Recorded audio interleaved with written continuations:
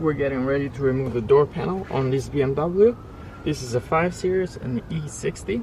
These instructions are similar for other BMW models.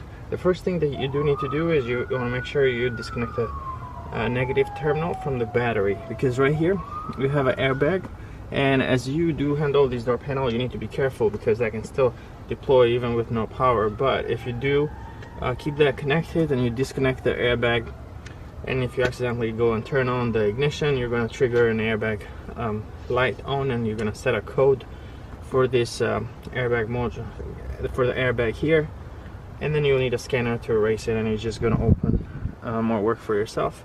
But to remove the door panel, you have T30 right here, T30 Torx, sometimes it might be a T27, and right over here we have a Phillips screw that also has a black cap on it, and that also need to be removed. Once you do that, then you can pop this at the bottom here, and then you have retainers all around. Once we pop this out, we're going to need to undo all these retainers. You can see there.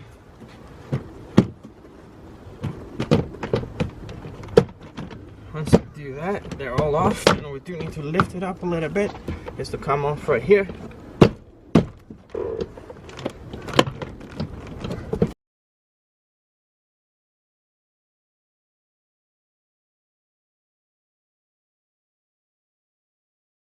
Now we're getting ready to unplug the wires in the back.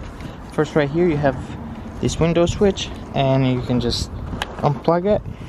Once you do that, right here we have the door speaker. Go ahead and do the same thing and unplug this as well.